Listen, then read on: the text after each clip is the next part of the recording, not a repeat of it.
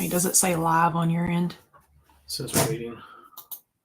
Hello, everyone. I see a lot of names that I recognize. I see a lot of newbies here. Hello, Teresa, Nanette, Naomi, Jennifer, KJV 924. You sound like a radio station. Denise, hello. Denise, I love Raisin Bran too. I haven't eaten a lot of cereal in the last couple of years. I'll just say that. Let's see, I saw Brandon Sam did win a few awards. It was so dang cute. He got an award in art. I was so impressed. And music, I was so impressed. No, maybe it was PE and music.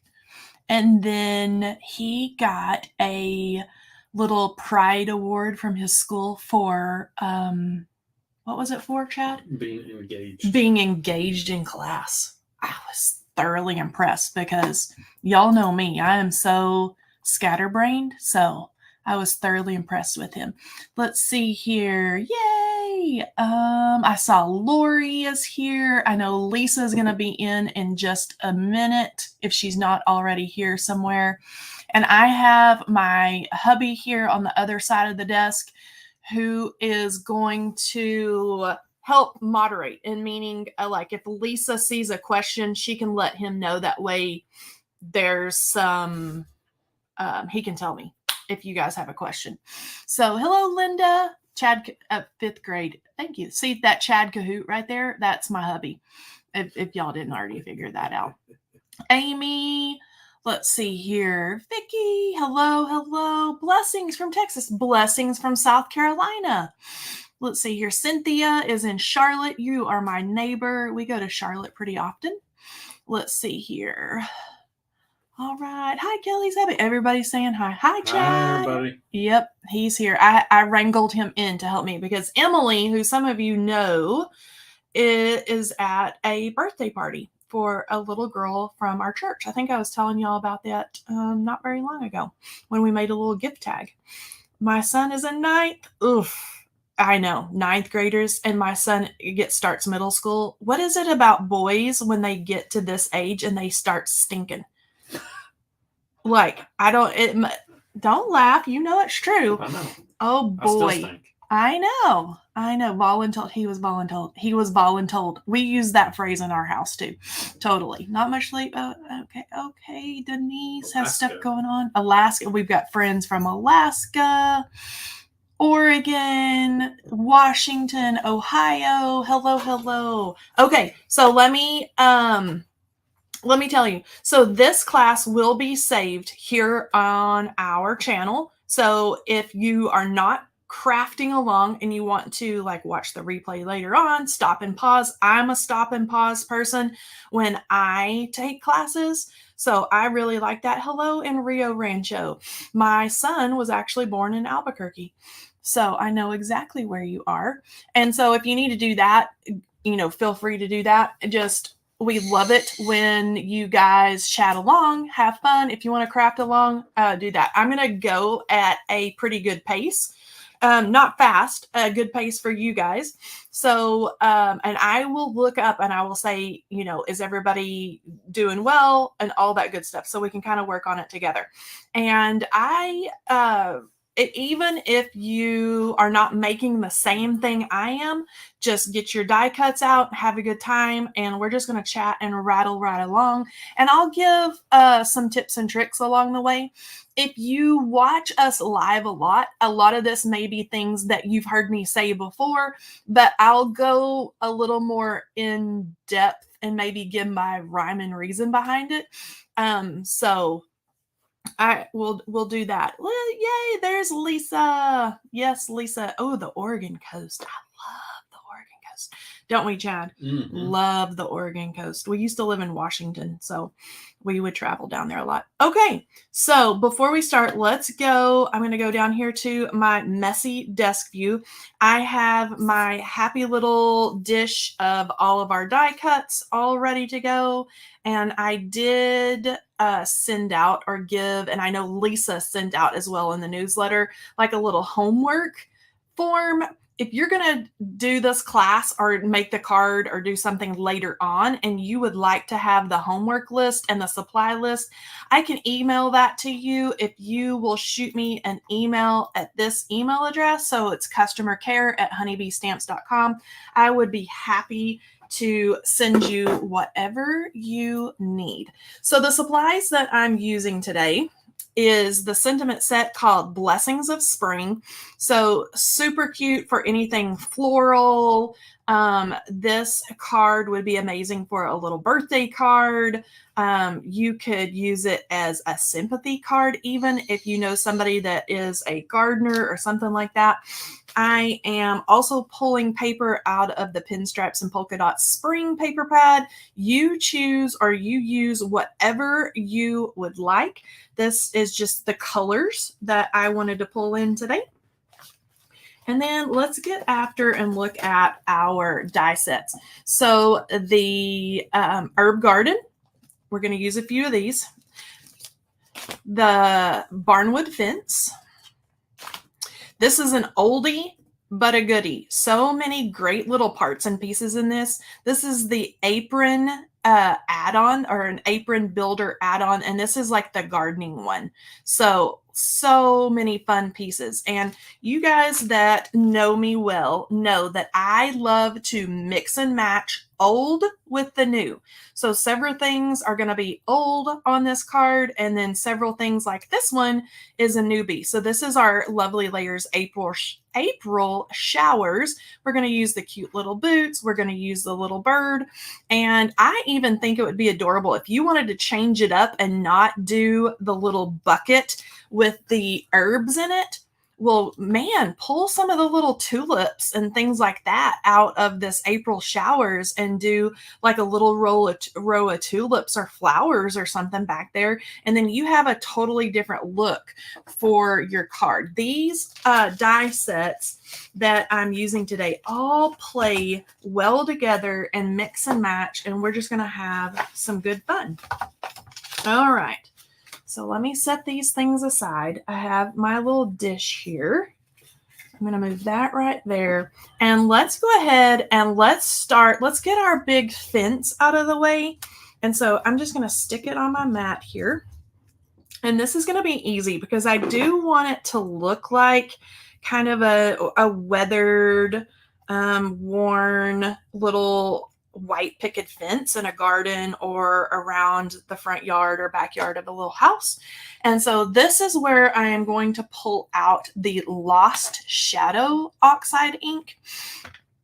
I've got that. I have my little brush, my Lost Shadow brush, and you're only going to hit wherever you want, you know, a little dinginess for your little fence. And so I hit up here on the little spokes or the little, you know, pieces of fence here. What's that, Chad? Are you talking to me? How tall is the fence? How tall is it? Okay. So this fence, let me hold it up here because this is going to give you better perspective. It is almost full A2 card size. So my card is 5.5 inches tall. You can see right down here where the fence is almost butted up to the bottom of the card, and then it goes almost to the top. So it's going to take up quite a bit of real estate. If I was doing the same like little card design on an A7 or a 5x7 card, I would probably center this or butt it down towards the bottom and maybe add on a little bit, you know, to fill in the space for your 5x7 card. And then you could do up here where you have extra real estate on a big card, you could do little clouds in the sky, or you move your sentiment up in here. There's lots of things that you can do to kind of rearrange depending on what size card maker you are.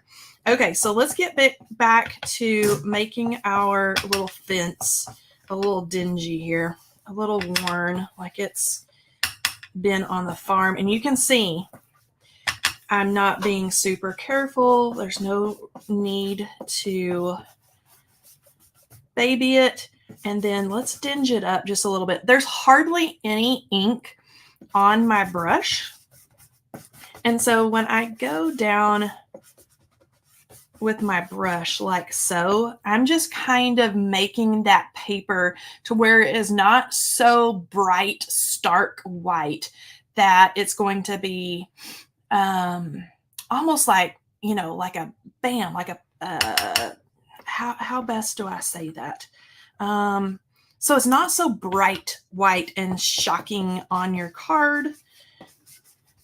You know, we kind of want to make it look just a little bit, just a little worn, like it's been well loved a little bit. And you can see by, you know, the way that the tops of the little stakes for our fence are cut, that it's kind of made to look like it's just an old dingy fence. And I can hit it from different sides here.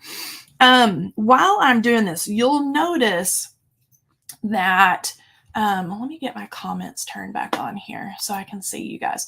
You'll notice that when I'm trying to hit different areas and different portions of die cuts, you can take your blending brushes and you know, I'm using the Honeybee brushes, but if you have a different brand that you like to use, if you'll kind of hold the head of your brush, you can kind of see how I'm twisting it in my fingers. You can kind of tip those bristles around and turn the head of your brush and kind of get right next and hit right next to the sides. And that's going to help kind of keep a lot of that pigment from the ink, you know, laying kind of right on the top of the little spokes and in different little places. See, I'm doing it right there. And I don't even realize that I'm doing it a lot of the times because I've had a lot of practice. But that's one of those little, you know, little tips and tricks. And don't be afraid to, because I've got the handle of the brush kind of in my hand here. Don't be afraid to, you know, wiggle these around a little bit. You know, they're going to survive. Okay, so I'm going to go ahead, and while we've got all these pieces all finished, I'm going to go ahead and we can add some adhesive kind of right across this line and right across this line, because we can add the little cross posts here, and it's just going to take just a dab. And then these really, there's no rhyme or reason to what, these don't have a direction to them, in other words. So you can kind of just place them over and stick them down. Now, for example, I added more of the dingy, like up here towards the top, and it's going to be hard to see because of the lighting in here. But, you know, you may want to angle that or have that portion go towards the top so it kind of looks like all the dust and dirt and grime from the farm, or, you know, our garden, or wherever we're having our little plants and flowers. It kind of all gathered up there. And then once we get those little cross posts on, we've got our little fence all put together and ready to go. You can see where it's dingy and it's rain washed and worn up there. And you add as much or as little ink as you like. I'm going to clean up my little work surface here, my well-loved work surface. And then let's grab another little part and portion here. I'm going to grab my watering can, because that's going to be gray, so we can start that. And then I'm going to go ahead and get the little spade and the little garden fork. And let's see here, what else? I'm going to lay out the little parsley sign, the basil sign. Those are hard to see until I tilt them in the light a little bit. But I cut parsley and basil. And then the little sign post that it goes on, I can kind of lay these down. And notice I'm kind of laying them in different areas. Like this is going to be a lighter gray than these. And then we're going to work some magic with our little gardening tools right here. And I'm going through pretty much anything that you want to be like that, the gray color, that's what you want to pull out now. So I'm actually looking at the bits and pieces of that little herb garden bucket right here. You can see I've got them all set together. I am going to grab this handle piece that looks like this. I can just pop it down somewhere. Let's put him, I'm actually going to put him right up there. And then let me see what else I want out of my little garden piece. I'm going to grab the rim for the top of the bucket, and I'm going to take the guts out right there. So it should look like this. I'm going to lay that aside. And then I'm going to take the rim or the little decorative piece that goes along the bottom of the bucket. And I'm going to place that, can go right up there with those little guys. And then I think we're kind of coming down to the end here. Notice how all of my dies have been, or my die cuts, I should say, have been pulled out of their metal die, with the exception of this guy. I am a notorious little die cut loser. And so I left them all in here in the die, or they were. That way I could maybe possibly not lose my pieces. And so let me set this aside. And if you have a sticky mat, I'm going to lay these that look like little commas or the apostrophes. I'm going to lay those down here. And this one almost looks like a little tiny jelly bean. I'm going to lay that guy down here. And this is what I do. So another little tip and trick. So when you've got critter eyeballs, you've got little tiny pieces like this, something. So have something sticky, even if it's a piece of tape or like your tape that you use to die cut or, you know, hold things down, like your low tack tape. So take your whatever sticky you're holding, take your die, lay it down, and then the die holes that we use to kind of poke everything out, if you'll poke it out onto the sticky, then everything is going to stay behind, and you can kind of pop those pieces out without needing to handle them, because a lot of times when I poke them out and I'm trying to get them from my die machine to the dish or whatever, that's when they go missing.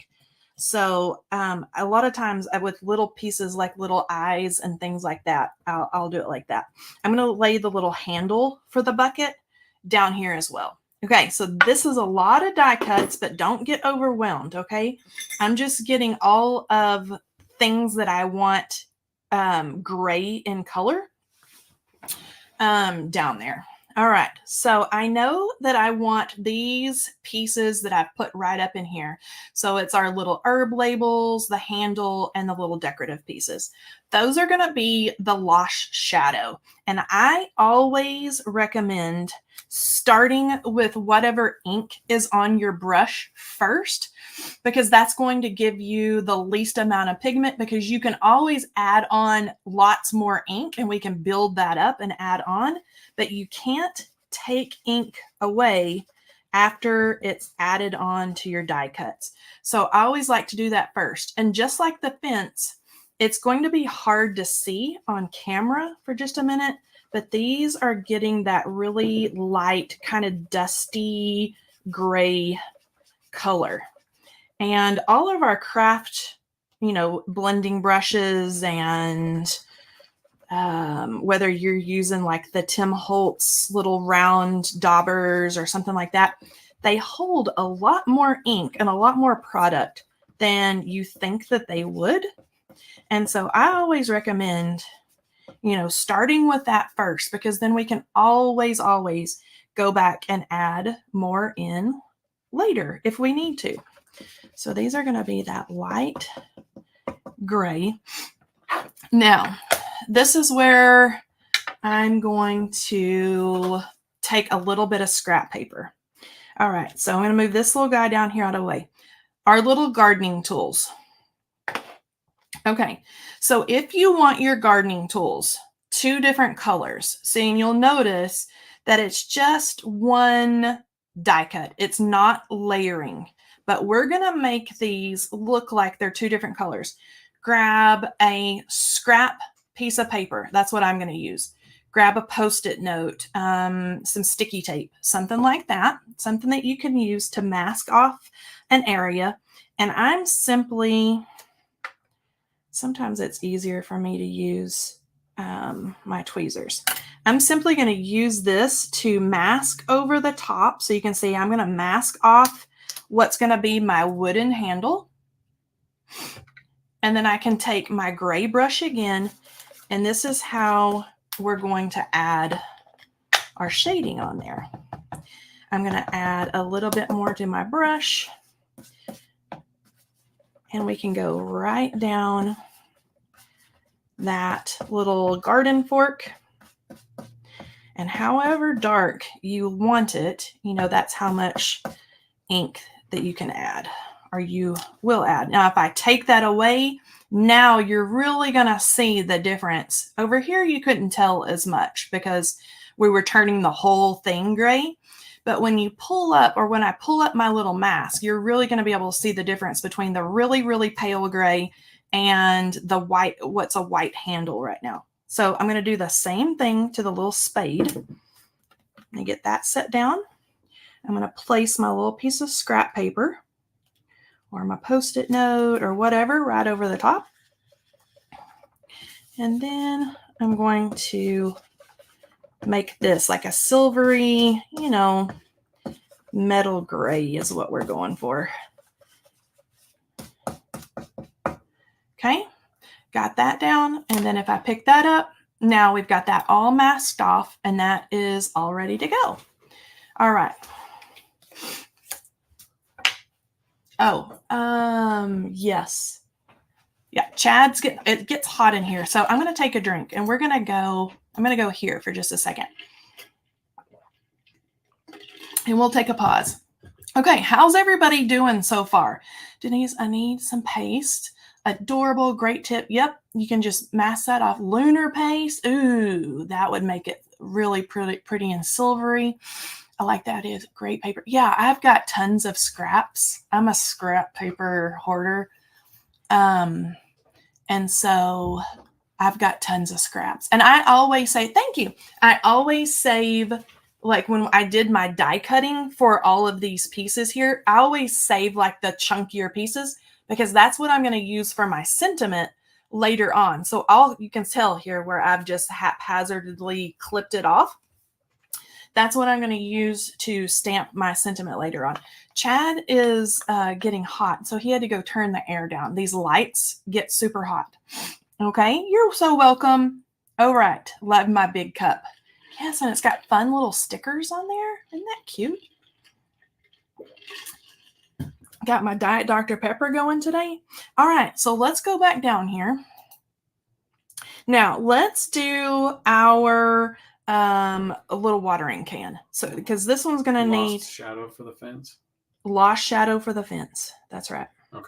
Sorry, there was a lot of questions on the color. That's okay. So you'll notice between these pieces and this piece, and I talk about this a lot during our live streams during the week. And I'll go back here. So I not there. Let's go back here. I talk about this a lot. Is I am a big cheerleader of trying to get the most out of your ink colors, right? And so I have kind of my favorite green and my favorite pink and things like that.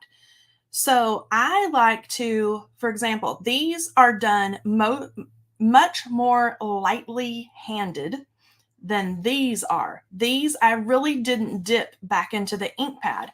I was using whatever was left in the bristles that's trapped in the bristles of the brush. This I dipped back in the ink pad to make them much darker of that lost shadow ink, right? Here I dipped.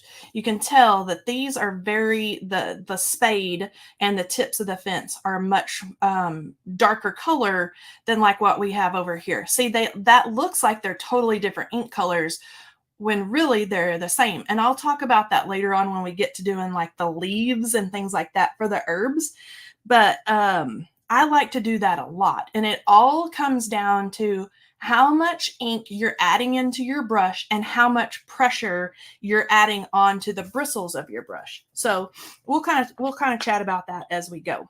But that's how we're able to, we're really only using 7 ink colors, but our finished card is going to look like we have a lot more color going on than we really do, right? All right, so let's take our little watering can. And this is where you can ink up your brush really good. We're going to get a lot of juicy ink in there. And I am going to start, I'm going to move this guy out of my way and move the comma and the jelly bean out of my way right there. Okay, where you lay your brush down and where you start adding pigment is going to make a big difference on your finished die cuts as well. So wherever you want the most pigment and the darkest portion of your die cut, that's where you want to start your ink blending. So for example, for our watering can, I want all the darkness to fall around the bottom and up the neck of the spout. So I'm going to start way down here, and I'm going much more heavy-handed than I will when I reach the top. So I'm lessening pressure on those bristles as I go to the top. And do you see how it dropped all that ink like right in there? That's exactly what I want it to do. So I'm going to ink up my brush again. And this time, let's go ahead and let's start right over here, because I want to drop a whole bunch of ink kind of coming up the neck. And this is also where you may take the bristles of your brush and kind of do a twist and turn and just give it a little bit of love like so. And then you can see it's dropping a whole bunch of ink right there. We're going to keep going. Lots right over here on the other underside of the handle. And then that color and that pigment in the bristles is going to fade out as you reach the top of your little watering can.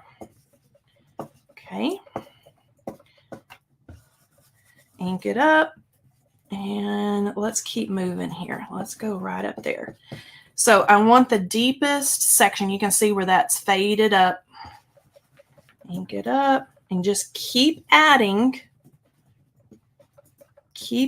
pigment until you're completely happy with the way that is looking. And I am pretty happy with this. Let me hit right up there with this kind of base coat that I have going on. And I'm going to move him because we're going to add a little bit more pigment to him later. But I'm going to move him up there with the this is my unfinished pile, I should say. That these are good to go. Okay, Lost Shadow. I'm all done with Lost Shadow for now. This is where I'm going to grab Hickory Smoke. Now, this is a much, much darker shade of gray. And this is where we're going to do some of those little accessory pieces. That way, we're going to be able to see the difference big time with our little bucket pieces and our little garden signs. So I'm going to move everything up here. I'm going to grab my dirty, this may not even be it, but we're going to make it work here. My dirty brush here. Okay, so for these pieces, I'm going to move him too. For these pieces, I'm not worried about doing any kind of like blending or fancy shading or anything like that.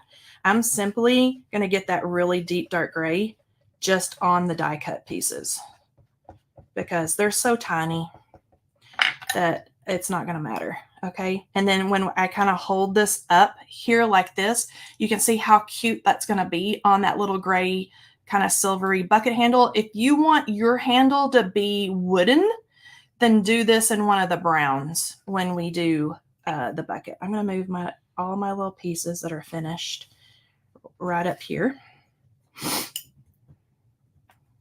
Okay, now I don't want the base of my little signs to be quite that deep and dark.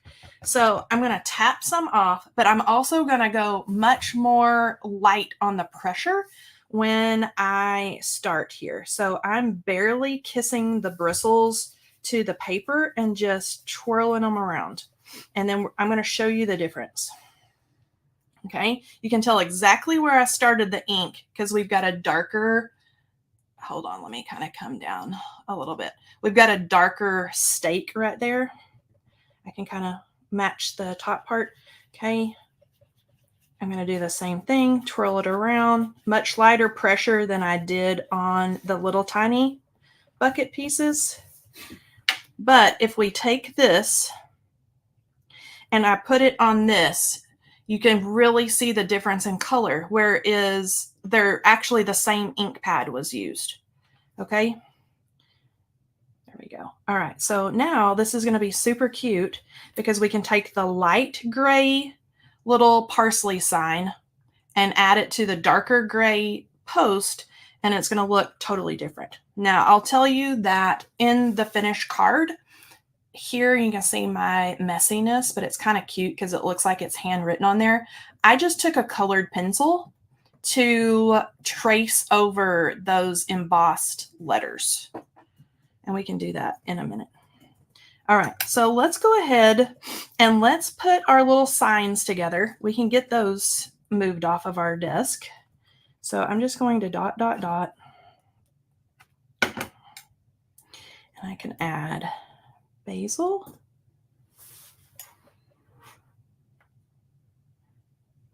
And I like to kind of put it in the glue, and then we want to hold it just for a second because we want that glue to do its job.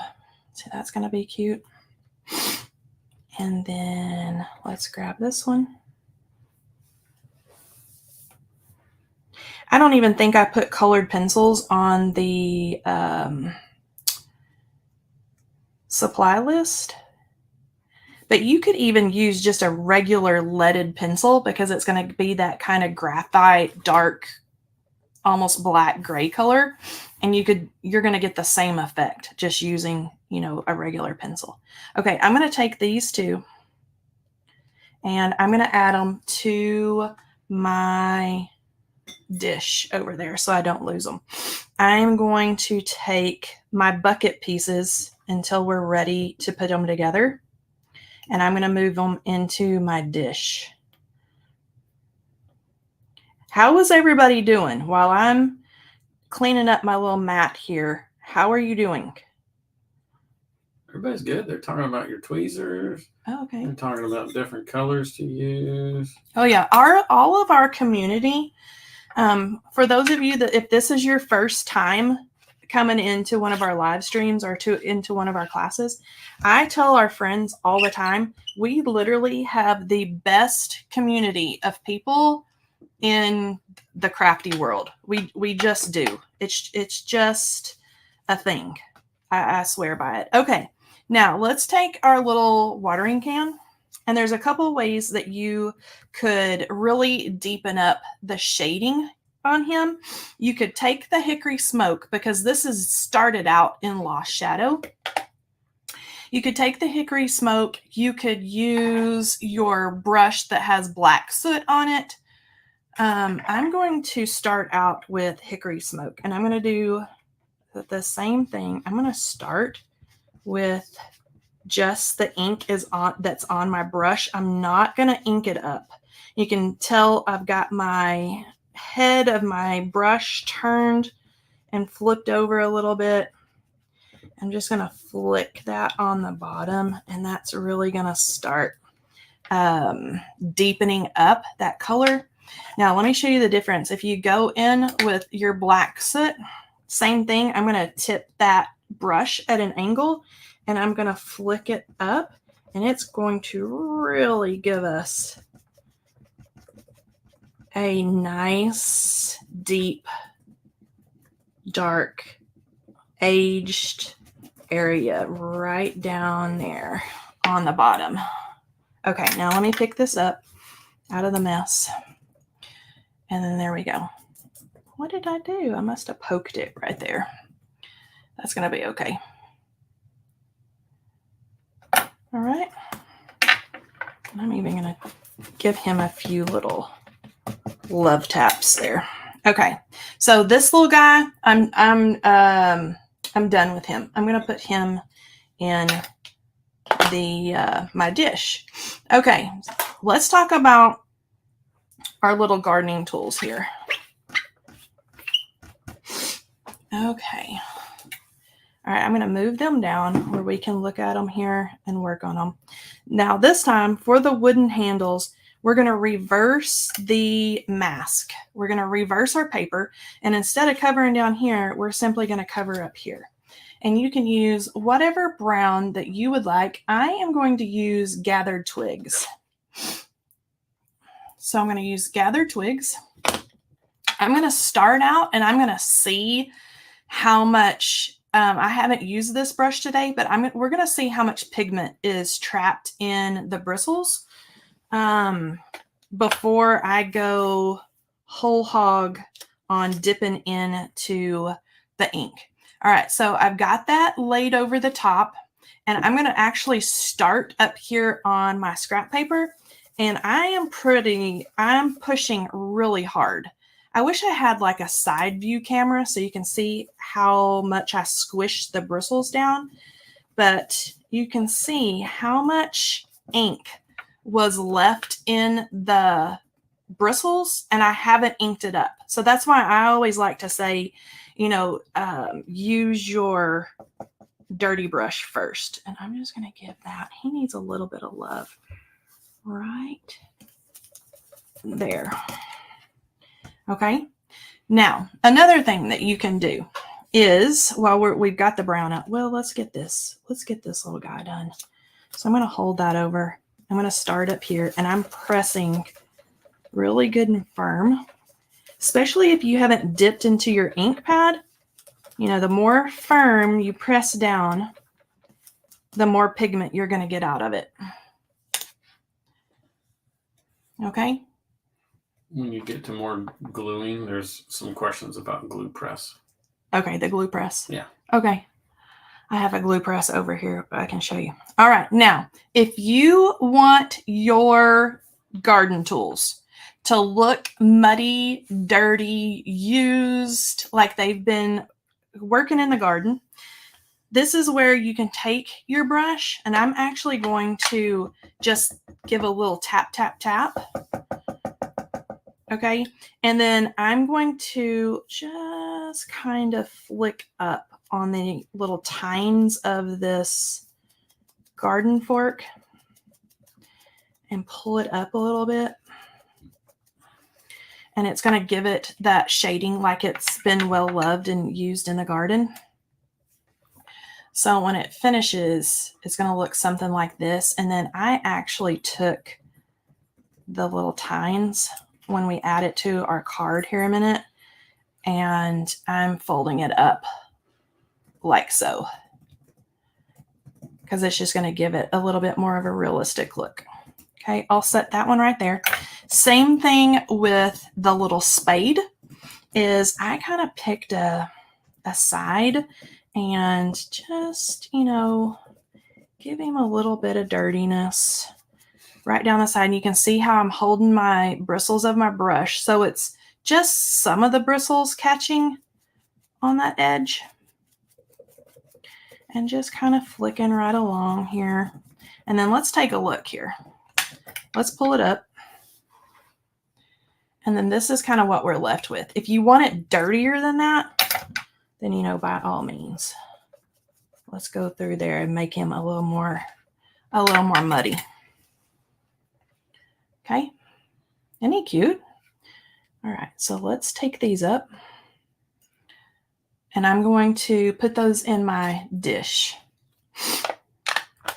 Okay. While we chat, go ahead and finish that portion up, and let's get out. Let's do our bucket next, since we're kind of working on browns.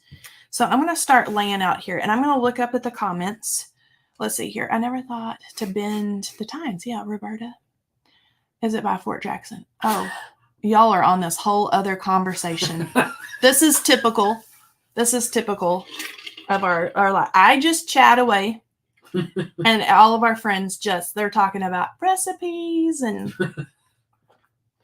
Okay. I thought it was me ruining it. No, you're not ruining it. This is the huge.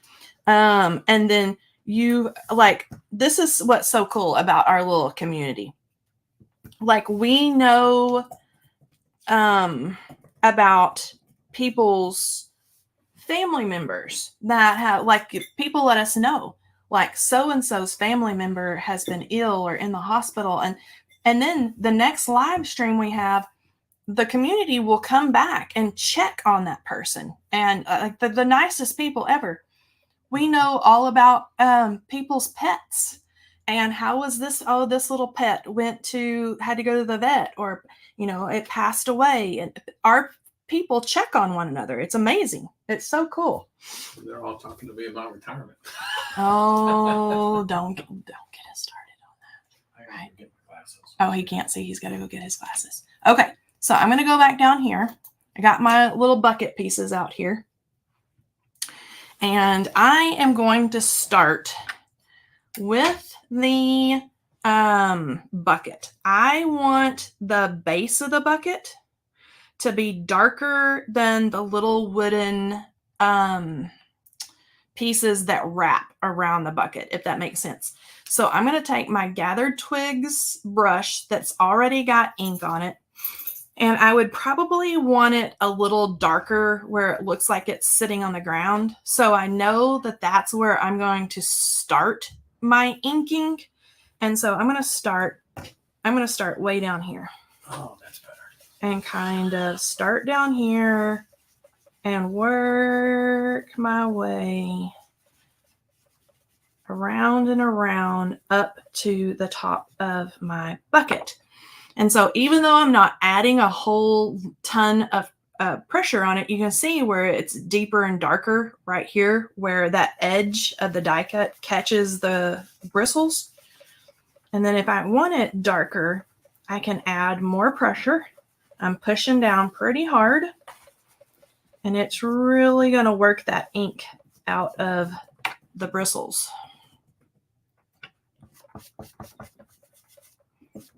Okay. All right. For these guys, this is where I am going to pull out walnut stain. Now, if you wanted to use the same ink color, you could do that. Just dip your brush into gathered twigs and get it really good and juicy like we did the gray pieces earlier. You can get away with using one color if you want to do that. I'm going to use this as my walnut stain brush. You can see that it looks dry, right? Hasn't been dipped. Nothing's coming off on my hands. Let's see what we got on here.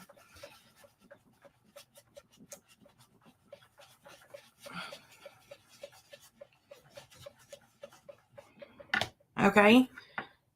That's why I love to start and keep my brushes dirty. Never, ever, ever do I wash my brushes. That's why I always recommend. So everybody always says, do you have a brush for every color? I do. Thank goodness Lisa and Melissa are sweet and send me new brushes when I need them. But that's why I always, like when we do these classes and there is a little bit of a discount, I always tell my friends, especially in our live streams, like if you don't get anything else, just get like glue, paper, grab you a few brushes, and take advantage of the discount for those things that we can use over and over and over a lot. So I like to do that. Okay, so there was a question about gluing. So I'm about to the glue stage. So what was the question about glue? Tips and tricks with your glue press. Okay, tips and tricks with a glue press. Can you hand me that? See that fancy glue thing right there? This guy? Yep. All right. Okay. Glue press. Okay, hold on. So what do you want to know about it? first while I take a drink of my Dr. Pepper. Does anybody have this? That's so smart, Denise, is to buy. That's why we always add, and you can get any color when we do the class discount.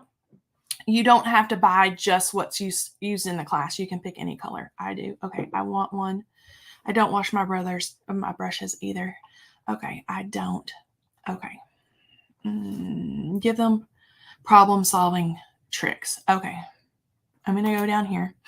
Okay, so this is the glue press. It does come with a stand. Chad, is the stand there? Thank you. Okay, so here's the little stand, right?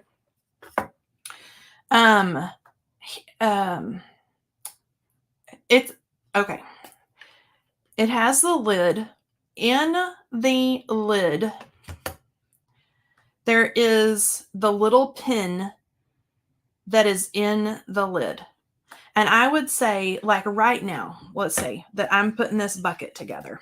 So it's okay to have my glue open. All right. So I've got my glue open, and it is going to put out a nice fine, like little bead of adhesive. You probably can barely see that on there because it's so fine, right? And I've got my glue open, and I say this, and I'm going to leave you hanging for just a second because there's a reason. I'm still working on the bucket. So I'm going to go ahead and barely, I'm not squeezing hard, barely any pressure on this thing, the little handle. Okay, now let's say that I am done gluing the bucket. Put your lid back on the glue, even though you know in 5 minutes from now you're going to use her again. Put the lid back on and make sure that you get that little pin right there into that little nozzle. And the reason I say, even though you're going to use it in the same crafting session, that it will dry very quickly. And it's going to, like, just trust me. Okay. Put the little pin in there, put the lid on. Also, I suggest when you are storing your glue press, do not store it in the holder like this. Don't do that. Store it sitting up just like that, where the lid is pointing up to the ceiling. Okay? Don't store it facing down. Because when your adhesive dries, and it will, when it dries in onto the little pin and into here, if it dries here and it pulls all of these components out or that out, you will have to buy new pieces. Okay? There's no warranty, guarantee, anything like that on the components. All right? So don't leave it like that. Store it like this. Sparkle side up is the way you want to store it. Okay? All right. Let me see if there's any more. Mine came with it. It does. You can have an empty container. Let me think if there's anything else. I don't think so. Just be very, it is an amazing tool. Okay. I think it's a really good tool. Just know that if there's a boo-boo with it, or the parts break and pieces break, the pin, there's no guarantee or warranty on the components of it. Okay. My sweet Petunia, who creates these, counts that as a, what's the word that I'm looking for? An expendable, you'll just buy another one. Okay. They will not guarantee the parts. So it's a really cool tool. You just have to baby it a little bit. Okay. So I am rough on my craft supplies, so I don't pull it out to use it that often. Okay. All right. bucket pieces. Let's talk about this stuff. I hope I answered, I helped. Maybe, I don't know. I may have just confused everybody more. Chad, you can tell me in the comments. It looks like it's pretty good. There was one question about whether you could remove the tip and rinse it and clean it. The tip. So it doesn't clog, or clean it if it does get clogged. I don't know that I would recommend pulling all that out, because if for some reason, like you broke that off, you'd have to just buy a whole new tube. That's why I say I store mine up like this. These are things that I've learned through me doing customer care with our customers. I've had to like troubleshoot and learn all this stuff. Like don't store it like that. Like while you're using it, that's the little thing is fine. But I would just do it up like this. I would store it up like that. And then,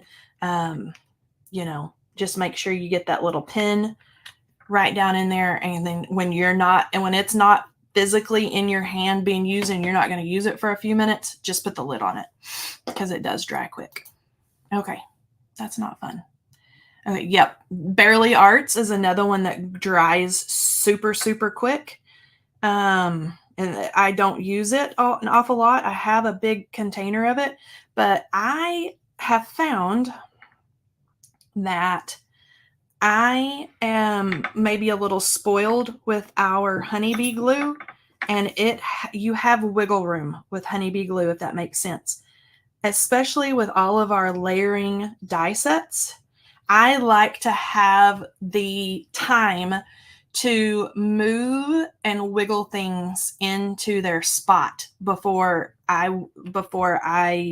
they stick. Barely Arts is an amazing adhesive. You just don't have a whole lot of wiggle room.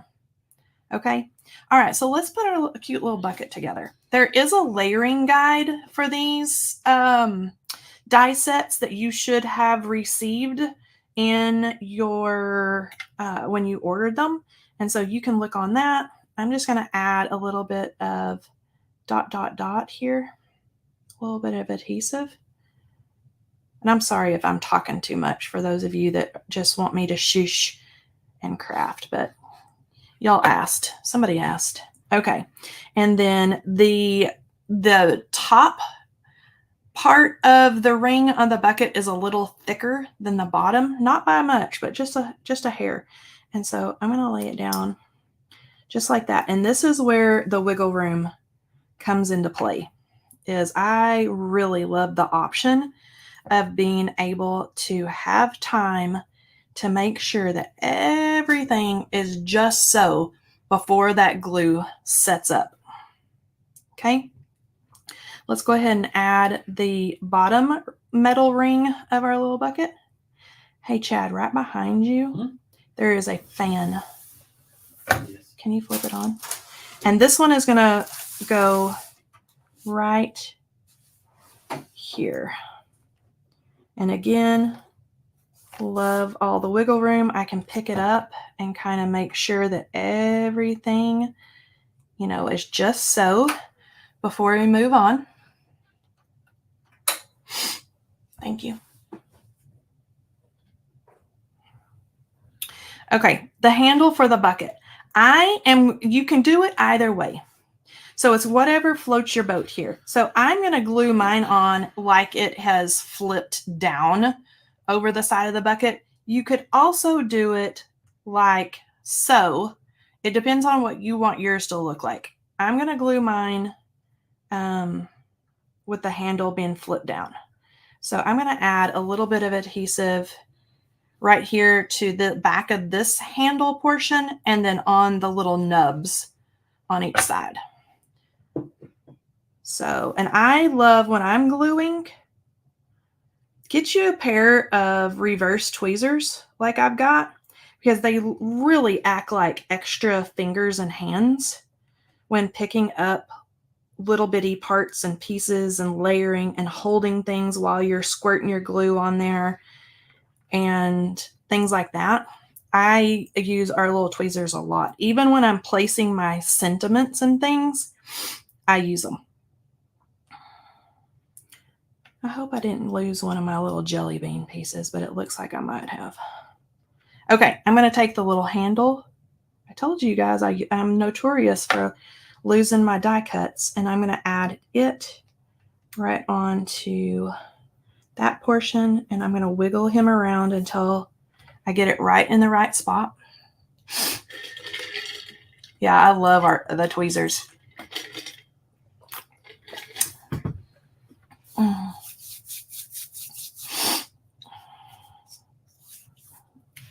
Okay, and then these two little pieces, you can tell like this way that the comma or the apostrophe goes is not correct.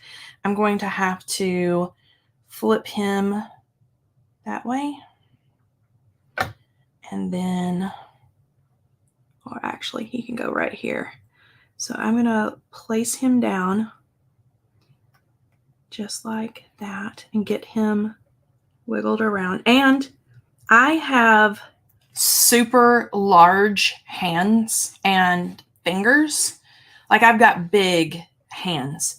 And these little things make it so much easier for me to handle little bitty parts and pieces because my fingers are so big. Like my hands are big. Like I have a like 10 ring size. They may not look big on camera, but they're huge. Lisa could tell you. My husband can tell you. They're a giant. Okay. And then the little comma pieces. The little comma pieces, they go, and I think one is AWOL. Oh, there it is. Okay, here's what I'm going to do.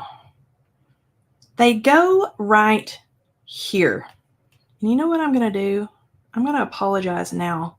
But now that I'm looking at this, I want this a different color than that. So it is kind of set apart a little bit.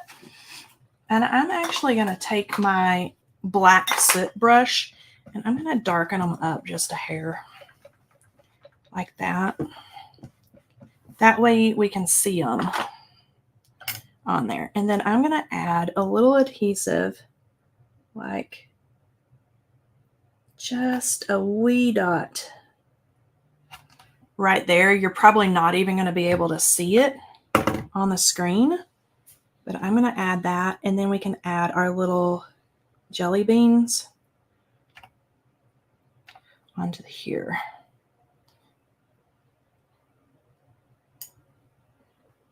And they go right there. I probably should have left them the light gray, but c'est la vie. It'll be fine.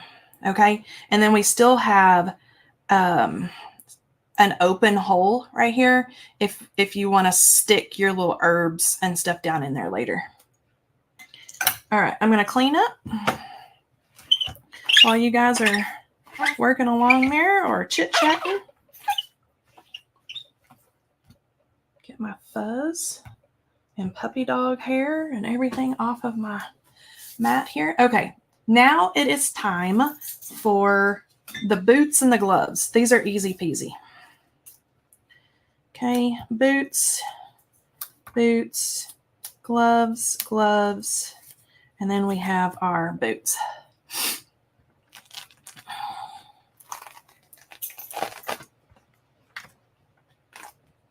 Okay, there we go. Oh, I got on late. What die set is this? It is several different die sets. This is the boots come from our Lovely Layers April Showers die set, and the little gloves are from a set that is a few years old, and it is called the Garden Apron Add-on die set. And there's lots of little pieces that we're kind of using on this card. The little watering can comes from that set. The garden tools, like I have right here, and the little spade come from that apron set. I am a big believer in mixing the old with the new and kind of making a whole new thing. Like we don't have to use it like that all the time, right? There are a couple people asking to see the bucket up close now that it's finished. Yep. Sorry. Yep. Okay, here's the bucket all up close. And let me tell you, if I were doing this again and not talking your ear off, I would have done the little jelly bean pieces. See them right there on the little nub? I would have done those in Lost Shadow, because do you see how it would have stood out and it would have matched the ring right there? But this is what happens when Kelley starts chit-chatting, is I forget what I'm doing. Okay? And then the bucket, you know, we're going to have space in there to tuck our little herbs and everything in. And if you want to go super dark and make your bucket really, really dark, you know, dip in that ink pad and get after it. And my card that I'm doing today, I can guarantee you is not going to look exactly like this one. I mean, they never do, right? Never do. Mine don't, at least. All right, so let's put together our boots first. We can start gluing, and you'll notice that on the base of our little boots, do you see the embossing lines right down in here? That is the exact place that we want to glue the little parts on. And you'll notice that one boot is larger than the other, and that is to give us the perspective that we're looking for when we put our card together. And we'll talk about that. Okay, so the large polka dot is going to go right on there. And then the soles of the boot are going to be the stripes. It's whatever the base is.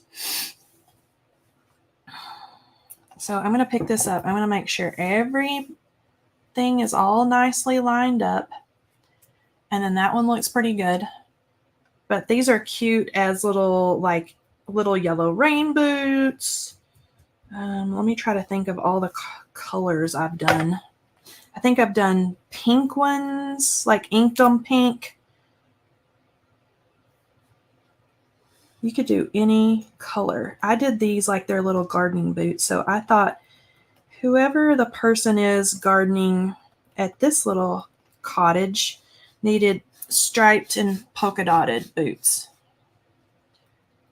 Okay, now the little gloves, they come with the little cuff piece right here. And the first card that I did, I actually cut, if I can pull it back here, I actually cut the little cuff and added it on to the little gloves right there. Well, then I decided, well, I'm going to throw my little gardening gloves over the top of my watering can, so I don't need the cuff. If you're going to place your gloves, you know, somewhere else in your little scene or whatever, then you may want to use the little cuff. It's in there, but I am foregoing the cuff just because we're not going to see it. Oh, Brandon's camo boots were adorable. So stinking cute. I really like that they were done like little fishing boots. Okay, I'm going to grab, this is my walnut stain brush, and we're going to add mud and dirt to the soles of our boots and to the fingers of the gloves, okay? So I'm going to take my walnut stain ink out. I'm just going to tap, tap, tap. And I'm going to face these in a way that feels comfortable. And I'm going to kind of twist my brush and flick up from the bottom. And I'm just going to catch that sole of the little boots. Okay.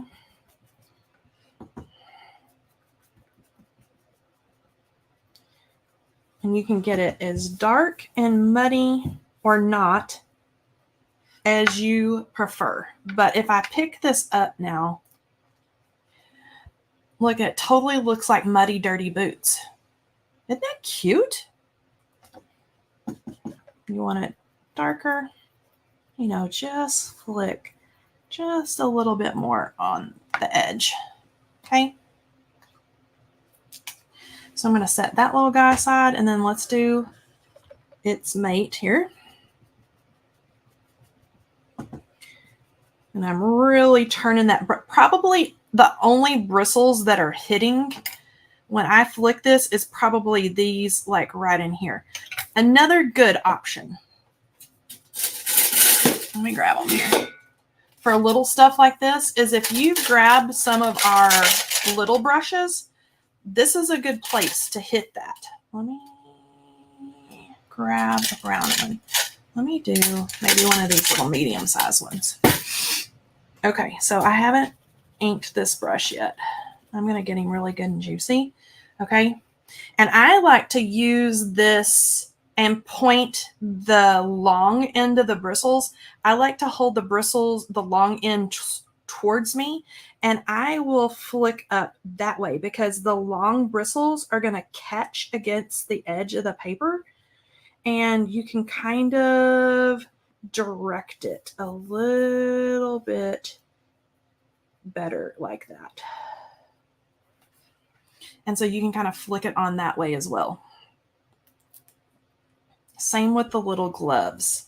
So this is where I'm going to be a lot more careful, maybe, because I don't want brown, you know, way up here. I want to keep them like down around the little fingers. And so I'm just going to kind of get in there, make them nice and dirty and muddy. Go up in between those little fingers.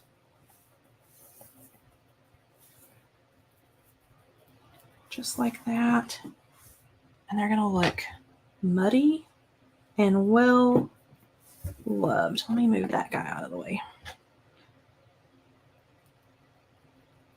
You go up this way.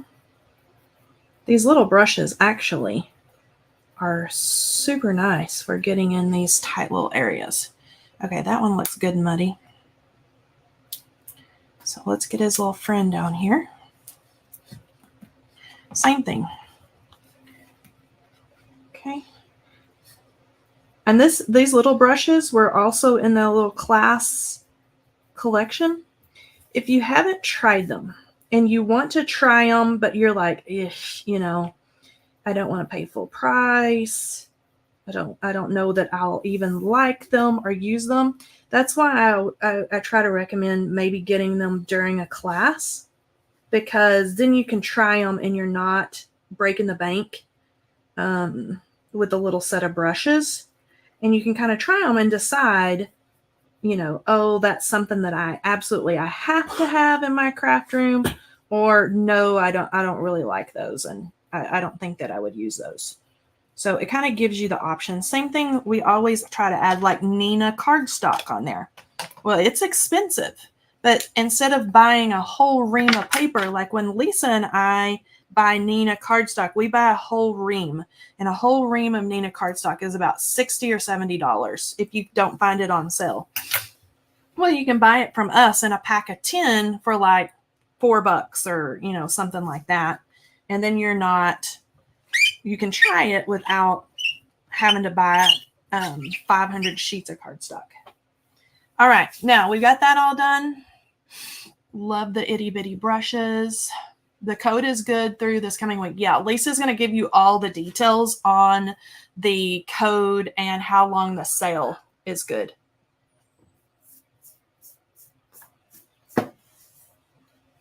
Okay, next thing I'm going to do is the greenery pieces. So we've got basil. We've got parsley. Like, I haven't even poked out my little pieces yet. Okay, and this is where we're going to talk about my favorite green ink pad. I know my friends here are going to be sick of hearing about my favorite green. Okay, my favorite green is Rustic Wilderness. Okay, and this is the reason why is because you can get a lot of different green shades out of this one ink pad. Okay, so to start out for the bottom pieces, I am going to make them darker than the layering leaves. So there's a bunch of, let's go ahead and pull our little leaf friends out here. There's a bunch of little layering leaves. And they're going to go on top, of course, but I'm going to make them lighter. Let me make sure we've got everybody here. I'm going to make them lighter than the stem and the other leaves. I feel like I'm missing one. There he is. He's hiding. Okay, so let's put all of our friends that go together like that. Let's get rid of the trash. And then these 3 friends can stay up there.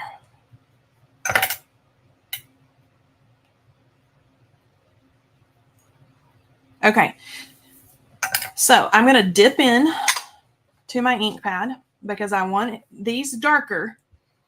I am going to do a little rub off here, and I'm going to start way down here at the stem, and I'm going to work my way up. And I'm pressing pretty firm on the bristles because I want this section, and I'm sorry if I'm wiggly, I want these pretty deep and dark.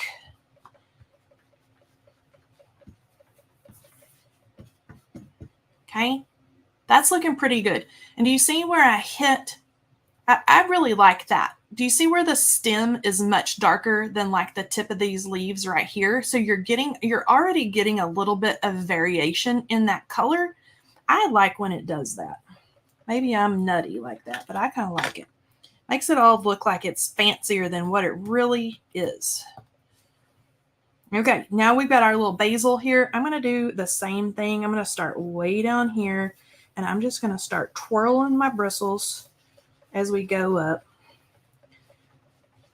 And then I'm going to stop here and talk about it for a second. Do you see how where we started it way down here and we're getting the most drop out of that pigment because it dropped all and hit right down in here. And then way up here is super light. Well, I want it more dark, so I'm going to keep adding. You could stop there. If you like that, stop there. Okay, I'm going to get that really rich and dark, but I'm not going to dip back into my ink pad for the leaves. This is where we're going to get a difference in the color a little bit.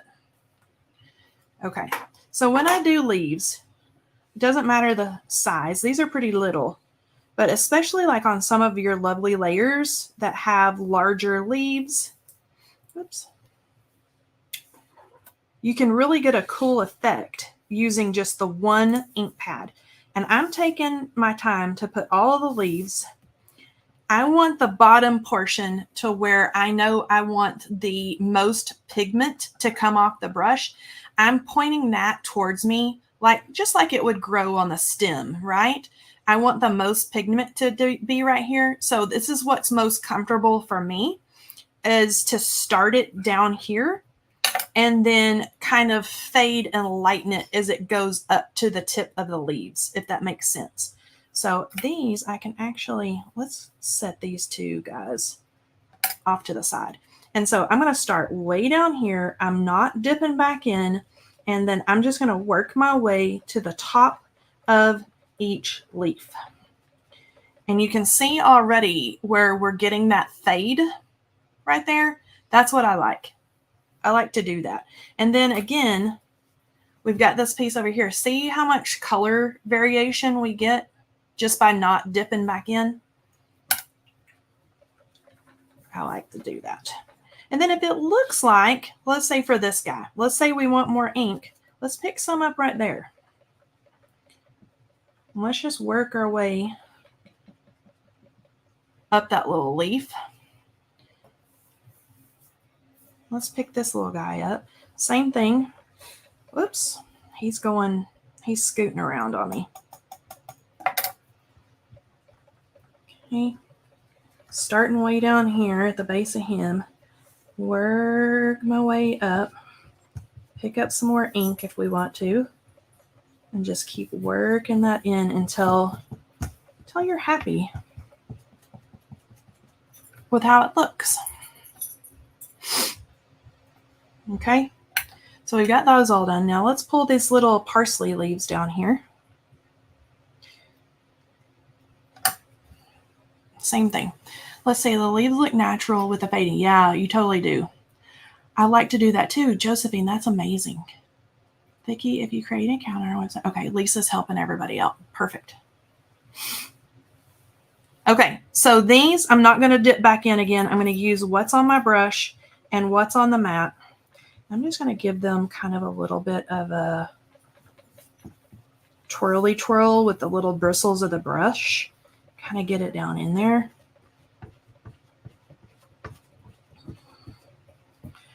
Kind of just like so. Okay, and now let's put these together. Okay, so I'm going to take this leaf, and this is almost like you want to piece the puzzle together, so to speak. Take the little puzzle pieces. There is the layering guide for this too, if you need help.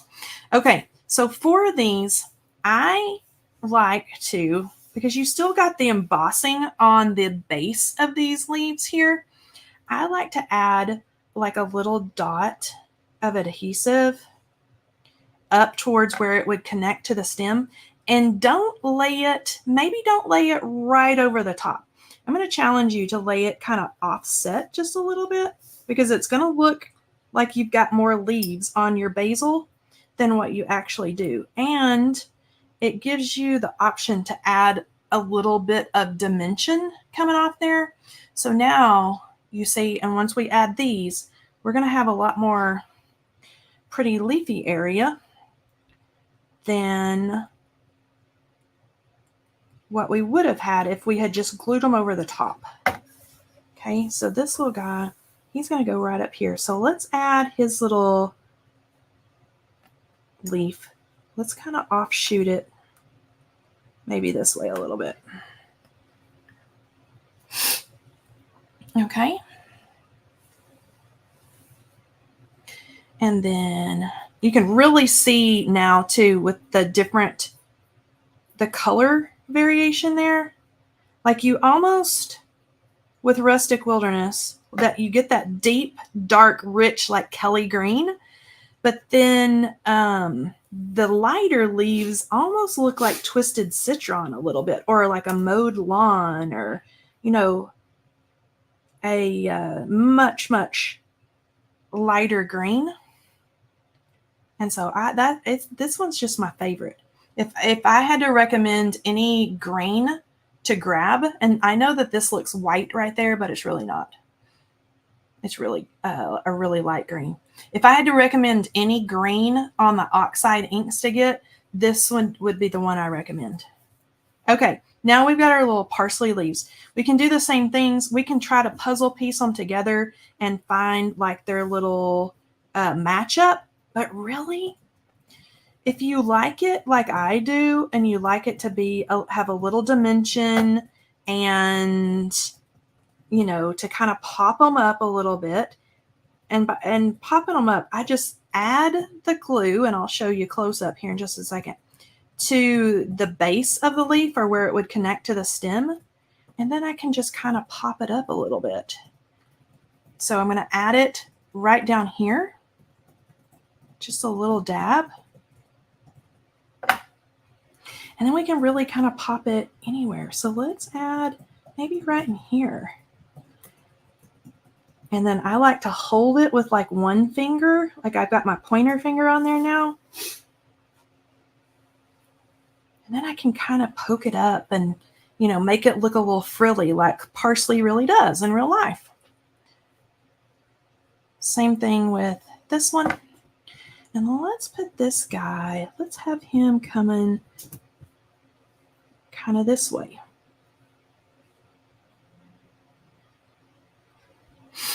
And I'm going to hold that down. I like to hold it and let that glue do its job. And then once I pull it up, see how we're getting a lot more kind of that dimension on there than if we had just like puzzle pieced it together. Okay, our birdie is the last. Is everybody ready for our birdie? Okay, let me take a look here. Let's talk to our friends for just a second.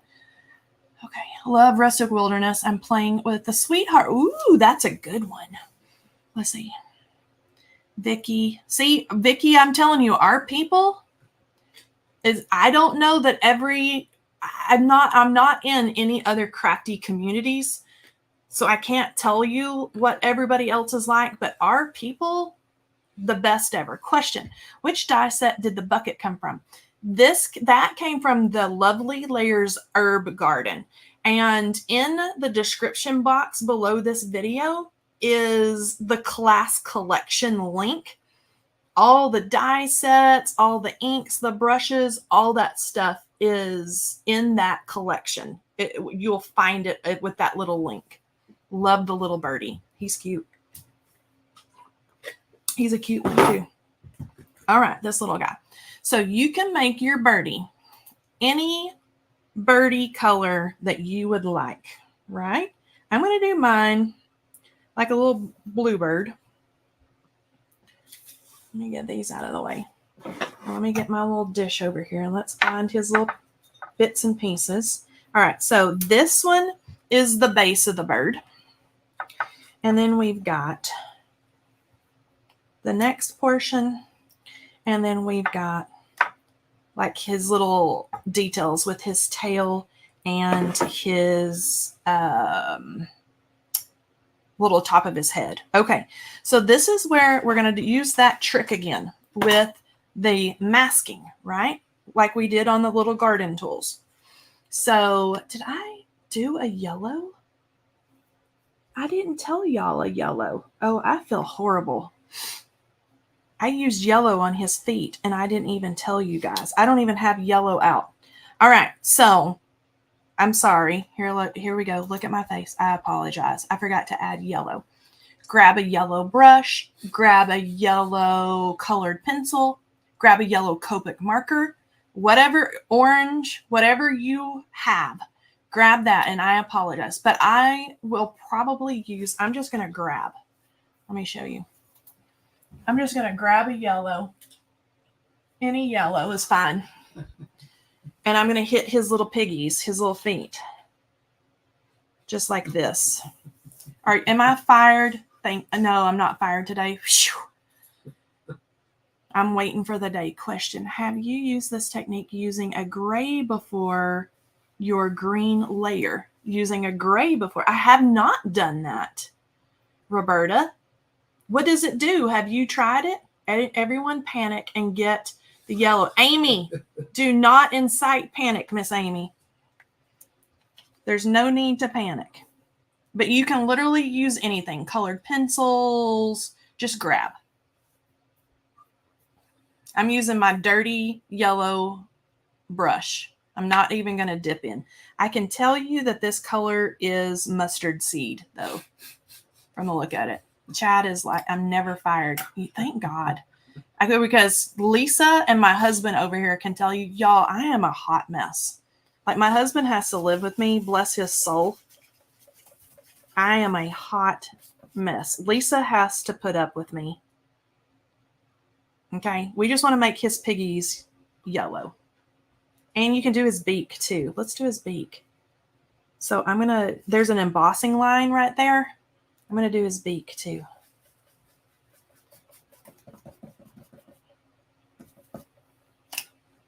Okay. Bless his little heart. I forgot his yellow.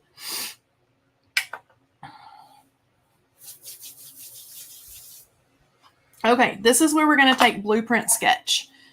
So, Blueprint, and it is rich. It is dark.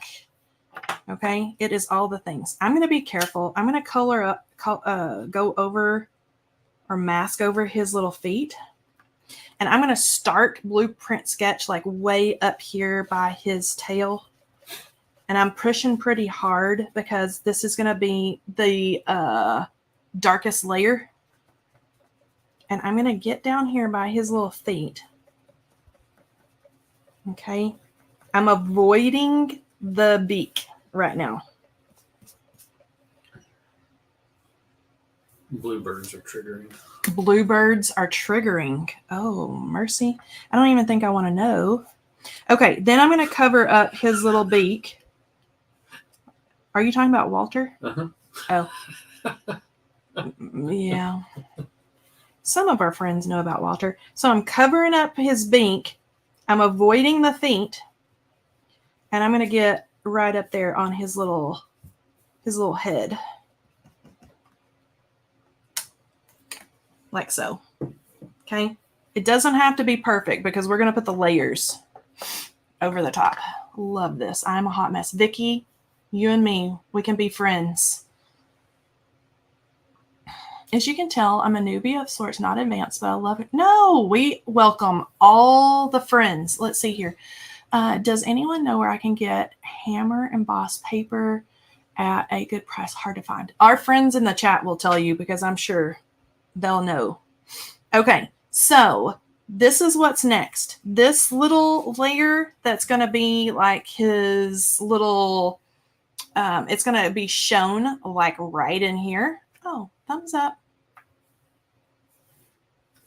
Okay, I'm not going to dip in, and I don't want it this dark, okay? So I'm not going to be pressing super hard on the bristles. I'm going to do it really light because I want his little chest and stuff to be a lighter blue. So I'm just barely twirling those bristles around, and this is going to give us, just like the green leaves, a little bit of variation in color. Do you see how we're getting like that baby blue versus that shocking, really rich blue right here? That's what we want. We want to do all the work with one ink color. Okay.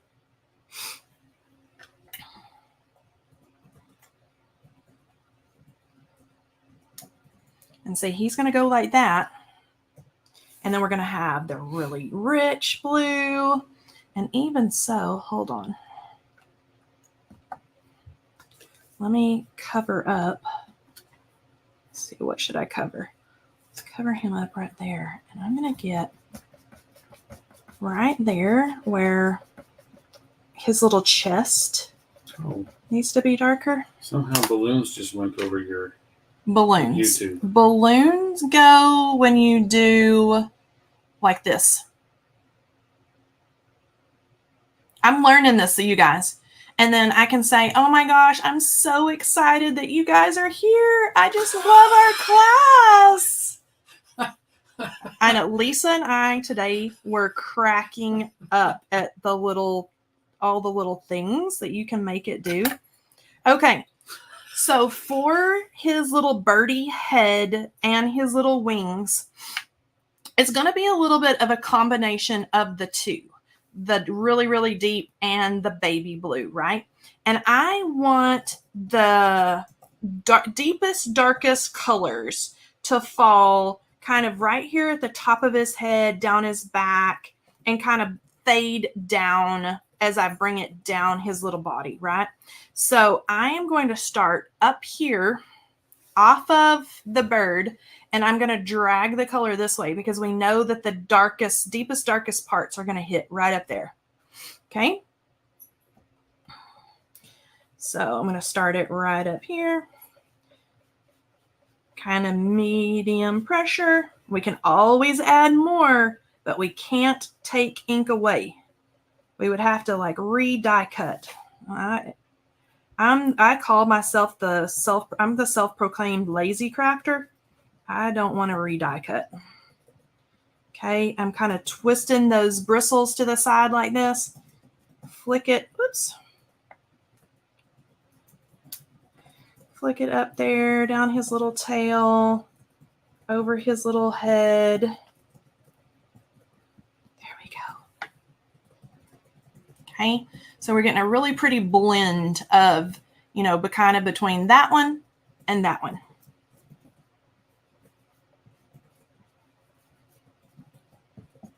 Okay, now let's put this little guy together. Before you put him together, we'll do that in a minute. I'm not going to get carried away. Let's put him together first. All right, so take whatever adhesive that you would like to use. And I like to put my adhesive on whatever piece comes next instead of on the base, because then I'm less likely. I'm not going to say I'll never make a mess, but I'm less likely to make a mess. And then this is where your movable adhesive, or your adhesive that doesn't dry super fast, this is where this is going to be helpful. It's because you can kind of pick up your pieces of your birdie, of your flower, of whatever you're working on, and you can wiggle that around until you get it just in the right spot. Uh-oh. Oh, you're talking about Walter. Yeah. Most of our friends know that we have like a whole zoo at our house. Okay, this is the top section of the little bird. And so I'm just going to dot, dot, dot. We don't need a ton. Kind of spread it around. And then I know that it's going to go kind of up here on his little head, right down his back. You can even, like, if you don't want all this to, like, you can give him some little, like, dimension by not gluing down his little tail. Look how cute. And then I just need to make sure, whoops, not that far. Make sure that everything is in its spot before the adhesive has time to set, right? And see how his little feathers, you can kind of make them, like if you want them to stick out a little bit, give him a little floofy, we can do that. All right, let's go ahead and finish him off so he has time to dry. So this is where, if you're going to get super fancy, you can use gel pen. You can use colored pencil. I wouldn't recommend Copic markers at this point. For the feet and the beak, yes, you could use Copic markers. I wouldn't recommend them at this point for the eyeball, because Copics, the whole reason Copics do what they do is because they are made to spread and bleed a little bit and blend, right? Well, underneath, like the little body parts for the yellow to go up, that's fine. On his eye, you probably don't want to do that because the dark will bleed. And so I probably wouldn't recommend it that. But colored pencils, gel pen, absolutely. Take your mask, start your pen off. I always start my pens off on something else, because do you see how it leaves like this crunchy stuff, crispy, dry? We want to get that off of there. We don't want that. And then I'm going to take this pen. And if you have the same pen, you don't, it almost is like, how can I explain it? There's a lot that will come out. So you barely have to tap in there. You barely have to tap just the point of the pen down to deposit the color. Okay?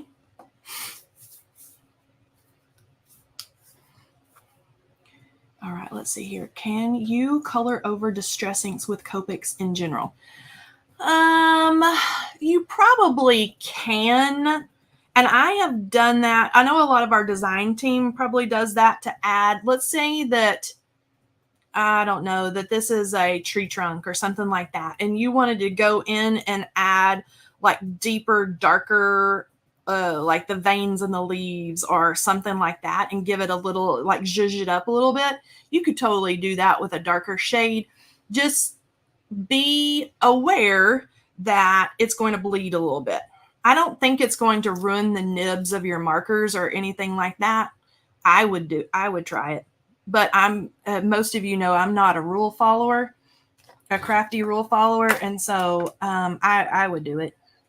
Okay, now if you want to add to his eyeball, this is where I'm taking the white gel pen, and again, you want to start it off on something, and you just want to, all we need is just a little dot. Okay. And this gel pen, it's the Uniball Signo Broad. This is amazing if you want to add any of those little details. So let's say that we wanted to give his little tail. We just want a little something. These are the pins that when you see design team members on whoever's design team, ours included, do like these little details, or like you could give him like little dotted cheeks or whatever. These are the pins that they're using. Okay? But that's just to show you. Just gives them a little personality, right? All right. While you guys are finishing that, I am going to clean up my mess, and it's time actually to build our card. So I can pull this out of the way.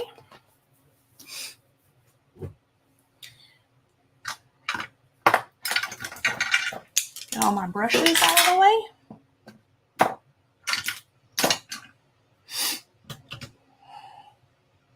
Lovely layers have great touch. Question, does anyone know if you can use Copic markers over distress inks? Yeah. If you want the actual rules for that, you could totally. There may be some design team members in here I haven't seen. Or not. Okay, I'm going to get prepared, get everything out and ready to stamp and die cut my sentiment. So if you want to grab whatever sentiment set that you want, I'm going to stamp in black ink. You can grab all your supplies. And we can get all that ready. I am going to use the Blessings of Spring. And I am going to use the, if we can find it, It's Your Time to Bloom.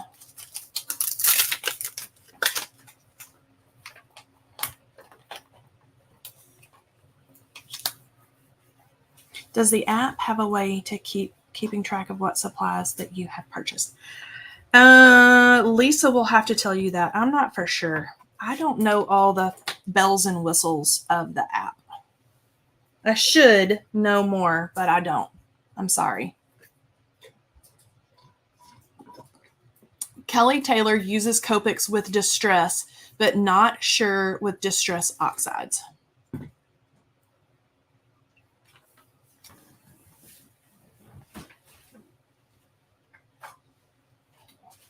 We'll play while we're getting our sentiments out and ready. Okay, so here's a Copic marker. This is E27, so it's going to be a really, really dark, rich brown. And I'm just going to go over this scrap that we have here. And let's just go here. We can add a big swipe, and we'll play and we'll see what it does here in just a second. We'll let this ink kind of settle in.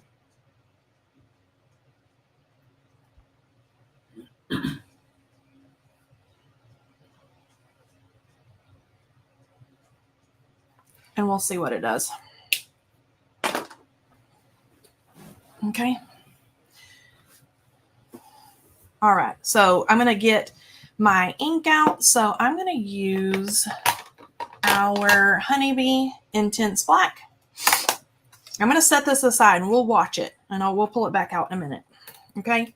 And I'm going to ink up my sentiment here. Whoops. Sorry about that. And my tip for sentiments. So especially if you have a sentiment set that it has a really fine, dainty font, both of these are super fine. So we've got this really fine, narrow, like serif, and then we have the really fine, dainty script, right? So when you go to stamp, you don't need to add a whole lot of pressure. Just close your door and just give it a few light little taps, right? You don't want to like give it chest compressions, and pull it up, and then let's see what we're looking like. When you squish it down on there really hard, that's when your stamp is going to start squishing, and that's when the ink is going to start bleeding out from the edges of the stamp. So I always say the more dainty the stamp, the less pressure. Now, if it's bulky or has, like, you've got this big, beautiful floral that's got a ton of details and stuff like that, by all means, give it a really good rub down. Use some sort of little pressure tool, something like that. But this, you don't need to. You're going to get better results in the long run if you just take your time and just kind of tap, tap, tap. And then we're good to go.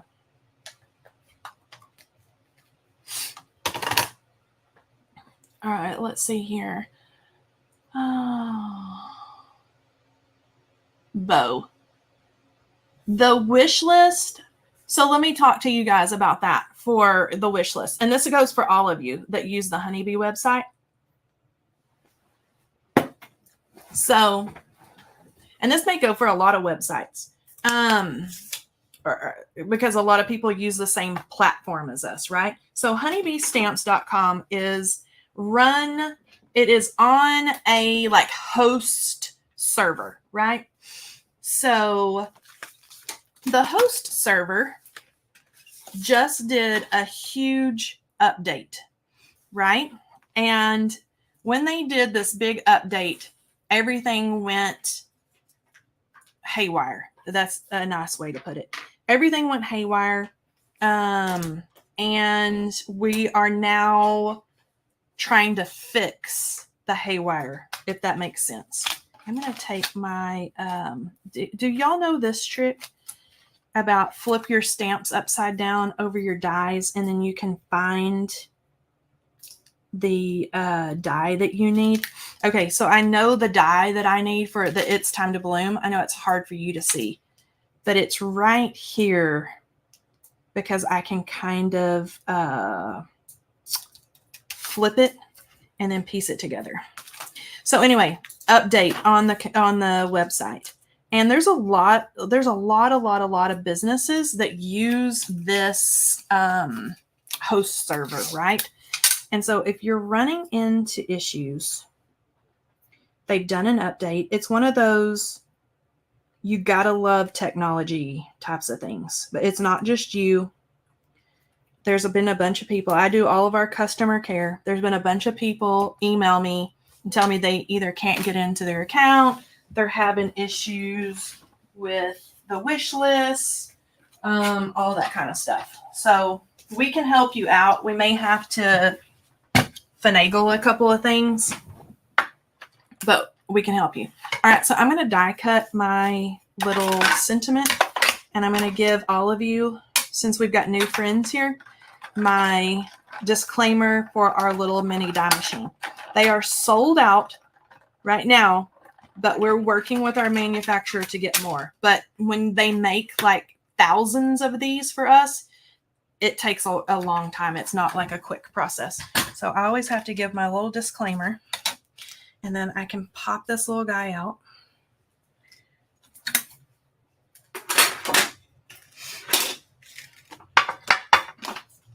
Okay, here's an update.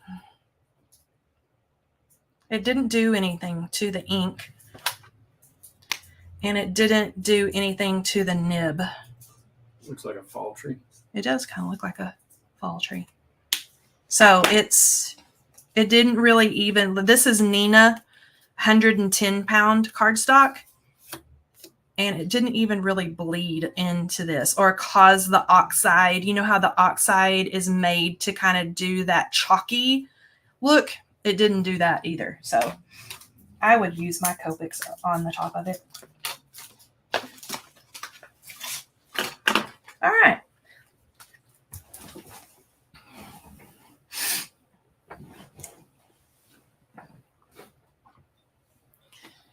Okay, so I've got a top folding A2 size card base. You could do, if you prefer the side fold, you can do that. It's just, I'm working with a 4 1/4 by 5.5 inch card.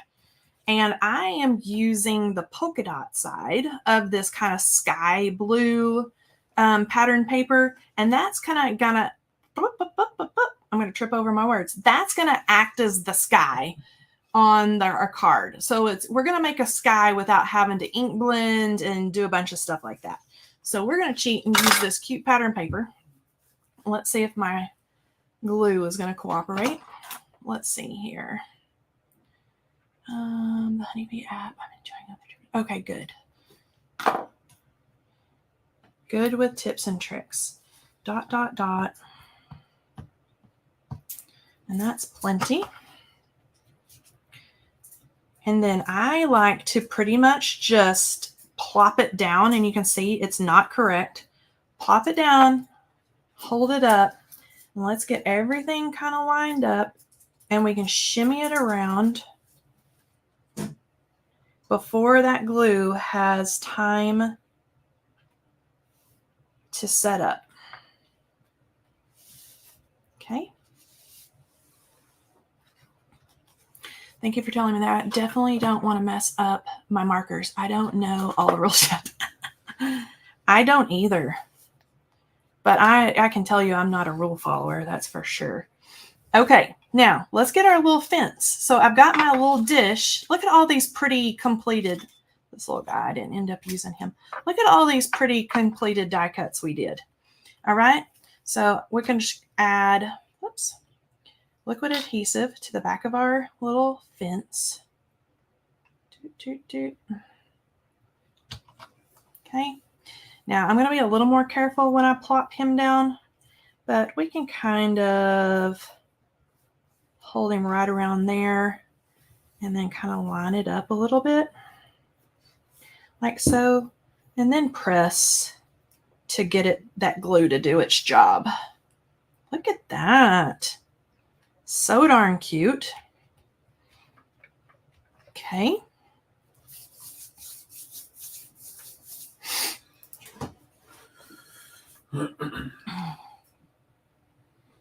Okay, the next thing I'm going to add are my cute little muddy boots. Now, let me show you how these go. So I told you, like, you can see one is larger than the other, and that is for the perspective. They go little.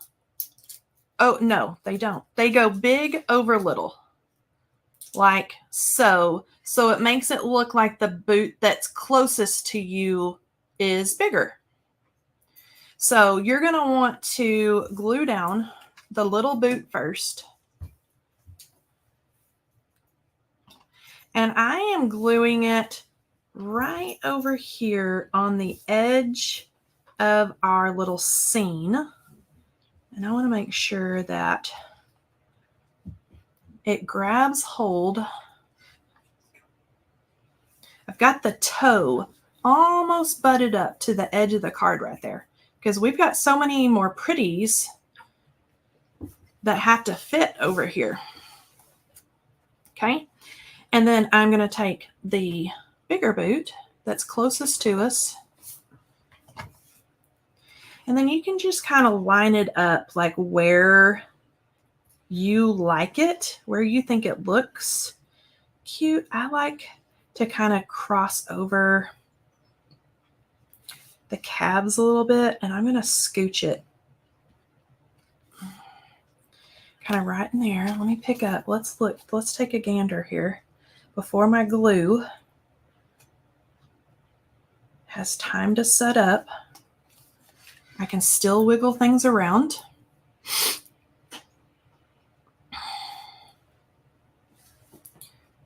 All right.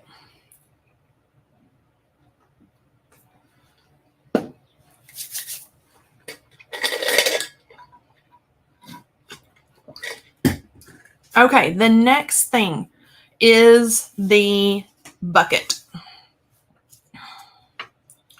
So let's take our little bucket and our plants that we so lovingly ink blended and put together. And we're going to stick the stems right down inside the little opening there to the top. And I've got the basil kind of shooting off this direction a little bit. He's going to go kind of a little bit like that. And then this basil plant, this looks like my herb garden where they get out of control. And then I'm going to stick the parsley stem down in there. And I'm going to make him where he's a lot closer to the opening of the bucket down here. And then I can flip the whole thing over. And this is where you're going to want to grab like your foam dots or your, excuse my reach, like this, something like this, if you have, or if you want to use it, if not. And I'm going to cheat and I'm going to use my foam dots to even hold down my little plants because this is how Kelley rolls. Okay. And then I'm going to put the bucket kind of right next to our little boots here. And they're just going to kind of grow. Now this little guy, I can add a little bit of adhesive right here. You can even kind of curl him up a little bit to add even a little more dimension here. Where he's kind of there. This guy, I'm going to leave him just kind of poking up there. So you can probably hear Katie, our other little bird, as she's begging for lunch right now. Okay. Now, our little watering can, right? So this is where we're going to take our little gloves. And you can kind of, you know, pair them up like we just got out of the garden or what have you. And I am going to take them and I'm going to give them a crease like right about there. Just like that. And I am going to add a little bit of adhesive right in there. And I'm just going to toss them over the top. Just like this little gentleman or this little lady has just finished working in the garden. She watered everything and she just kind of took her boots off and threw everything down. Right? Let's add some more adhesive behind this little guy. This is how I garden, and it drives my husband crazy because everything just gets tossed in the garage or on the back porch. Or he's laughing, but I'm being serious, and he just puts up with me.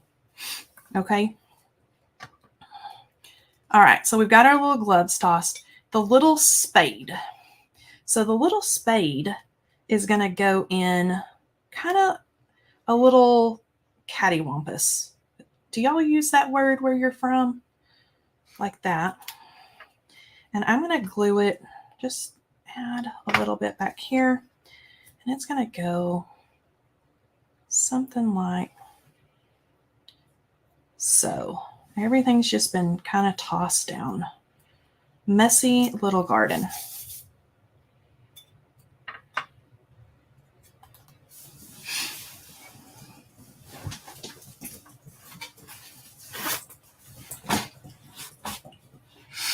Okay. Okay. Now for the little signs for our parsley and basil, I mentioned earlier that you could take a pen, a pencil, and I'm not going to do this nice and neat. The words are embossed in the paper for you, but I almost want this to look like our messy gardener Kelley at my house has just like handwritten. It doesn't have to be, you know, fancy schmancy. Our little words on there, and that's going to pop in there. Chad, do you want to go feed her? Sure. All right. I'll be right back, y'all. Yeah, he'll be back. So Katie, let's have a little story time that you hear. Is almost 20. She is a Sun Conure, and she is sassy, let me tell you. And the older she gets, kind of like me, I guess, she's down there begging for her her evening meal. And she is going to tell us about it until we get down there and give her her little meal. Okay, I'm going to poke in the basil right about there like so. And I don't want them perfect. I want them a little off kilter. And so this, I'm going to add a little liquid adhesive right back there. And I'm just going to connect that to the leaves underneath. Same thing here. And I'm going to actually, I do this sometimes too. I'm going to give this guy, because I put that foam back there, I'm going to give him a little bit of a haircut. There we go. And the same thing, I'm going to do a little dot. And then I want this, oopsie, I want that one right there. But come on now. I want that one right there. And I got a little leaf that just went AWOL, but we're going to poke him right back on here.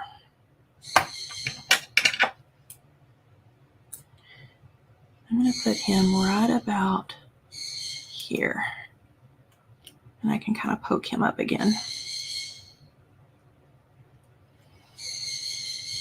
Okay. Now we can do our cute little watering can. This I put on with a foam dot as well. So I'm just going to pop one on there like that. And then it's going to rest everything that has just been dropped off the side. About, let me pick it up.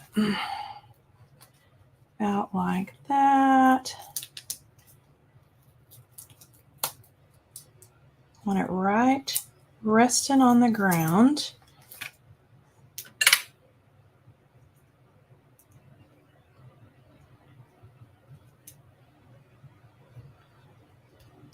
Come on. There we go. There we go. Okay, now our little garden fork. So when I was doing these, I was like, oh my gosh, where am I going to put this cute little thing? I don't know where he's going to go. So I'm going to glue him down. Thank you. I'm going to glue him right up here on this fence post. And then I did a little black dot to make it look like, you know, whoever lives at this garden has put like a little nail or a little something in the fence, and that's like where its little spot is to hang. Okay. And then we've got our cutesy patootsy little birdie. And I popped him up too, because at this point, you know, and I even took his little feet and just kind of gave him a gentle curl like that. And he's going to hang out right here on this little cross beam. Just like that.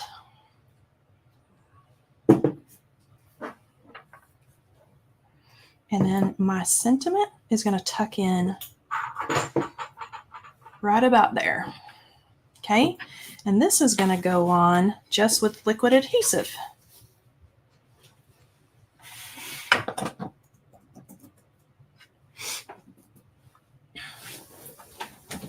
Oh, goodness. Okay. So I'm just going to tuck this in here right about there. And I'm going to lift the whole card up. And let's make sure, that would be terrible to get this far and then have a wonky sentiment.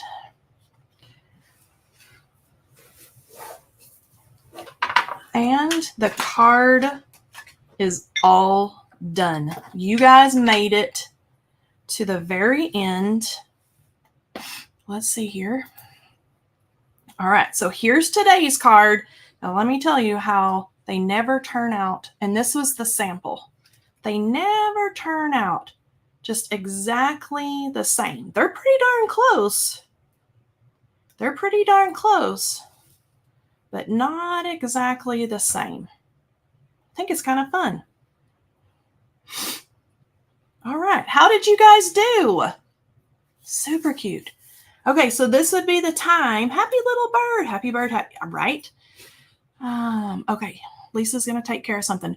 Now, whoever came up with tabs? I don't know, but they are like, if we ever get rid of these, I'm gonna cry 1,000 tears because I told y'all I had the real big fingers. This allows me to pull the tabs off because other kinds, I can't do it. My fingers are too big.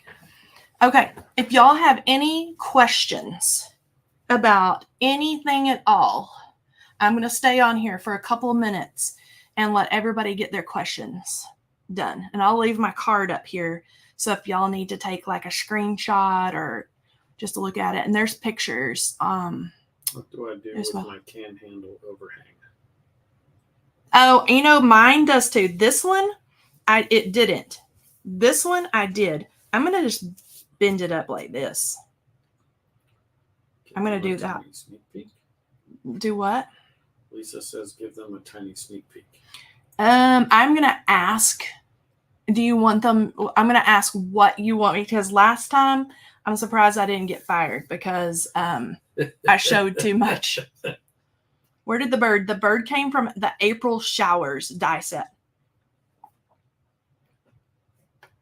Oh, we got to have prizes. Thank you both. I almost forgot. You're so welcome. I would send it to someone who really appreciates home crafted cards. Yes. And this one, because I hung my watering can off the side, I have a stack of A2 size envelopes that would be like, this one would be fine in an A2 because everything is where it's supposed to. I would put this in an A7 envelope and just send it like that. All right, if you see Lisa talking to us, tell me. She's not saying much. She's not saying anything. Yeah. Do you want me to show them the beach bound card that I already did? Chad, it's laying over there next to you. Let's show a corner of my background. Chad's background stamp. Like this one? The card that I made? That? Yeah, hand me that card. Okay. Put it this way. Sorry, Chad's going to get me fired. I'm terrible. Okay, so let me see here. Okay, so showing us anything else. Let me see how far I have to go to get this in the screen. Let's go like this. All right. Are you seeing these things, guys? I can't show you the whole thing. The little van card over there, because they can see the whole thing of that. This is so good, you guys. Like, so good. Okay, and this one I can show you the whole thing. So this die set that has the little bus in it is called Beach Bound. All of these things, the little corner that you saw, and this set. So the next release is called Sun Kissed Summer. It is very summertime with some Americana stuff in the mix, right? Very masculine. We get asked all the time, masculine. And I was like, just hold up. We've got some good things. Is that what you wanted me to show? This one, maybe. Well, they're going off the rails about what you showed a little tiny corner of. Yeah, let me show the corner of this one. Maybe like that. It's so good. And then, okay, Beach Bound, the little bus. And then the palm trees are from a set that has palm trees and a hammock in it. Very beachy, summer, retirement, all the things. Does she want me to show that one too? No, we need all the things. More masculine. You're going to love the masculine. Is she telling you to do that? I don't know. Okay, I don't want to get in too big of trouble. Okay, so they've already seen. I can get in trouble. I mean, whatever. They've already seen a bunch. What else do you want me to show them, Lise? Lots of awesome masculine stuff. And it's not just Americana. They've seen that. It's not just Americana. It is travel. So masculine travel, Obviously there is some aviator. My husband's is a helicopter pilot and a airplane pilot. There's some aviator stuff. There is the travel stuff. There is it's good. It's really, really good. Be sure to catch the live on. Yes, Monday. I saw wings. You did see wings. You did see wings. You did perfect. Okay, perfect. Okay, I don't want to get y'all in trouble. This one though, hold on. This one, and you know it's coming. You guys, it's so darn good. Lisa, close your eyes. Yeah, Lisa, close your eyes. It's so darn good. And it's so cool. Okay, I'm going to quit chit-chatting. Lisa, it is time for our prizes, for our giveaway. So I'm going to let Lisa do that. Here, will you take, Chad, all of these and lay them in that pile right there? Thank you. Love play. Yeah, planes, travel. Mm-hmm. Yes, so much good stuff. And a lot of the travel stuff can be used masculine as well. So Chad likes it. Don't you, Chad? Yeah. The release stuff I've shown you. All right, so let me get the winners here, and then I'm going to let y'all get out of here for this Saturday. Thank you so much for spending your Saturday with me. We appreciate y'all so much. And I told you, if you're a newbie here, this is our group is this kind and this nice all the time. All the time. Thank you, guys. I enjoyed myself as well. The release is June 7th. Lisa's going to give us the prizes. Has she called it already? Mm-hmm. No. Okay. The prizes is a Honeybee Stamps gift card. Crafternoon. I like that. Crafternoon. Yes. Oh, there's the winners. Okay, the winners are Marjorie C. and Marianne Ward. You are our winners. Congratulations. What I need you two to do is email me at this email address right here. So customercare@honeybeestamps.com. I'm the one that answers all of our emails. So email me and say, hey, I was the winner, and I'm going to hook you up with a Honeybee Stamps gift card. If you want to see more sneak peeks of our upcoming release, join me on Mondays and Wednesdays live right here on our YouTube channel at 7 p.m. Central. And so for the next several live streams, I'm going to be showing sneak peeks, something different every time. And our group that is over here that is in the chat, those are some of the same people that join us on our live streams. They're amazing people, and we love them so much. So we really, really enjoy doing what we do. So thank you, guys. I'll see you next time, and thanks for joining me in the class.